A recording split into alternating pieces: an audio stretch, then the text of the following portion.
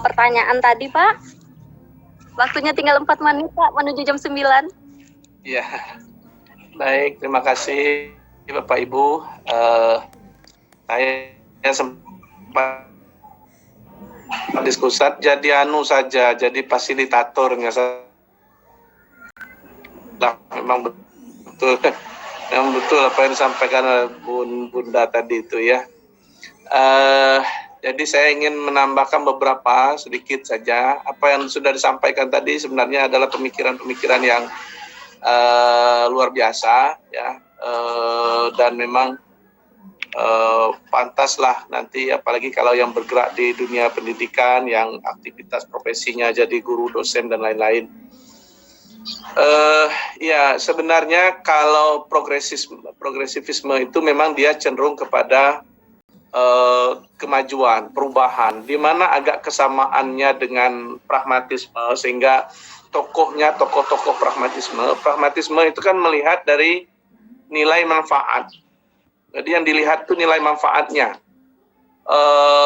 Dalam kata lain, kalau kita umpamanya menganggap sesuatu ideal, seberapa ideal pun yang kita pikirkan itu, kalau tidak bisa diterapkan, tidak bisa dimanfaatkan, maka tidak akan berguna.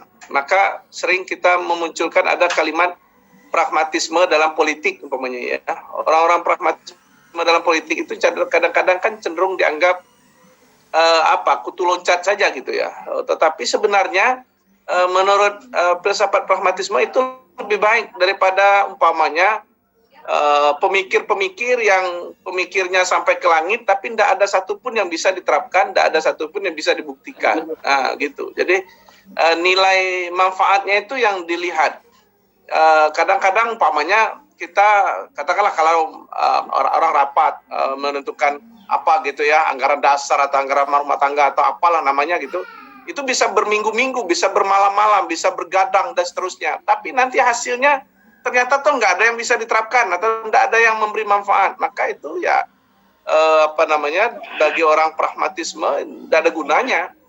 Mending apa adanya, sederhana umpamanya, tapi bisa diterapkan dan itu memunculkan manfaat, itu lebih baik. Nah, itu asal dari pragmatismenya.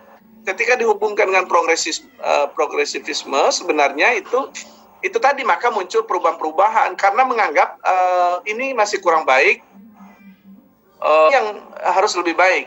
Ini ini mungkin perlu diperbaiki. Kalau dilakukan begini, ini menjadi lebih baik. Nah, begitu. Itu jawaban penjelasan saya yang pertama ya. Yang kedua tentang perennial. Perennial itu memang dekat kepada agama. Bahkan sebenarnya tokoh-tokoh perennialisme dunia itu sebenarnya banyak dari kalangan filsafat Islam sebenarnya ya. Cuman tuh tadi betul kata Pak Aprizan tadi itu, karena selama ini kiblatnya filsafat kita itu atau rujukannya itu banyak ke barat, sehingga tokoh-tokoh yang bernuansa keislaman, tokoh-tokoh yang membawa pencerahan dari sisi kajian keislaman itu jarang dimunculkan. Apakah itu tidak ada? Ada, banyak ya. Banyak. Saya ini buku disertasi saya. Ini bukunya. Ini semua yang disebut-sebut tadi itu hampir ada semua di sini. Kayak Thomas Aquinas ya. Itu Thomas Aquinas, bukan Aquinas saja. Aquinas. Thomas Aquinas itu memang dia termasuk filosof teisme. Dan Thomas Aquinasnya Islam itu adalah Al-Kindi. Al-Kindi itu sama pemikirannya dengan Thomas Aquinas, bahwa filsafat itu dapat mendukung bagi kebenaran agama, dan kebenaran agama itu bisa dibuktikan dengan filsafat. Ya. Jadi berfilsafat itu sesungguhnya bisa memantapkan keyakinan agama, sehingga berfilsafat itu bisa memantapkan semua, termasuk dalam pendidikan ini. Orang berfilsafat itu sebenarnya tujuannya betul tadi, outputnya sebenarnya adalah siswa, bagaimana jadi siswa yang baik, bagaimana menjadi siswa yang sukses, bagaimana yang menjadi siswa yang cerdas ya, fatona dan lain-lain ya. Ya artinya bagaimanapun bagusnya kurikulum, bagaimanapun bagusnya sarana, tapi kalau dia tidak bisa menghasilkan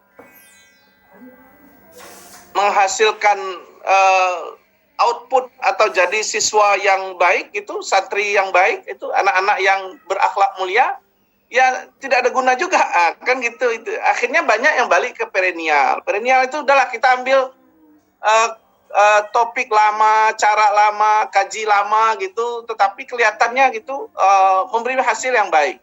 Walaupun itu harus diselai dengan paham-paham bahwa zaman tentu memiliki karakter berbeda-beda.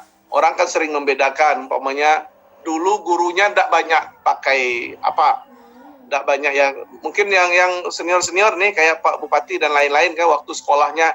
Dulu guru kita tidak terlalu banyak sarana prasarana, kemudian kurikulum, GBPP, RPS dan lain-lain itu nggak banyak juga guru kita dulu tuh. Gitu masuk udah ngajar gitu. Kadang-kadang satu SD itu gurunya cuma 2 orang atau 1 orang masuk pindah gitu. Tapi hasilnya, produknya, ya itulah bapak-bapak, ibu-ibu yang sekarang, kira-kira gitu kan. Jadi kalau kadang-kadang sering juga orang bertanya, kalau ada orang-orang senior sekarang protes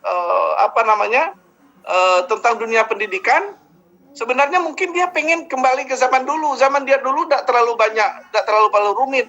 Sekarang pokoknya pembelajaran itu lebih banyak pada administrasi, tapi kurang terhadap outputnya, terhadap siswanya. Dulu administrasinya tidak terlalu banyak, tidak ada laporan-laporan bulanan, prosem, segala macam pro itu, tidak ada bahkan gitu. Tapi anak-anaknya bagus-bagus gitunya. Tidak usahlah zaman-zaman Pak Faryal. Zaman saya saja SD, guru saya itu cuma berapa orang. Kita tidak pakai seragam, sekolahnya pakai sepatu aja enggak, sendal aja susah nyarinya. Tas kita cuma pakai kantung asoy gitu. Tapi alhamdulillah gitu ya. Nah, ya ini sebenarnya gambaran-gambaran perennial. Dalam dunia Islam, dalam filsafat Islam, perennial ini juga dipahami.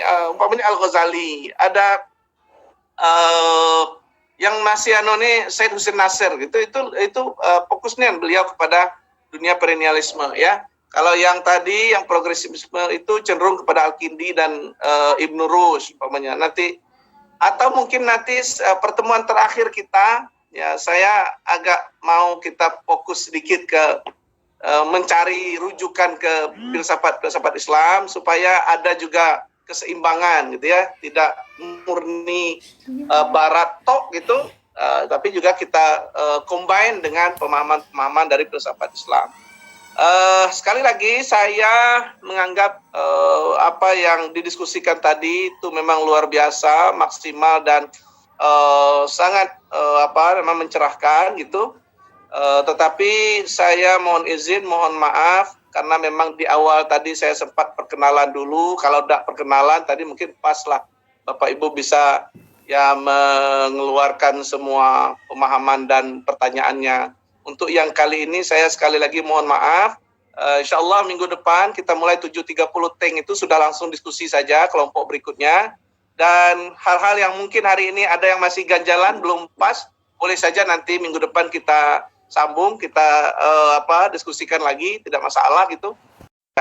Supaya kita memang mencapai pemikiran yang sampai pada titik ideal gitu, apa yang paling mungkin. Dan sebenarnya pemikiran-pemikiran filsafat itu harus membumi dia. Ya, kalau hanya di Menara Gading juga tidak ada gunanya. Hasilnya kelihatan pada outputnya ya.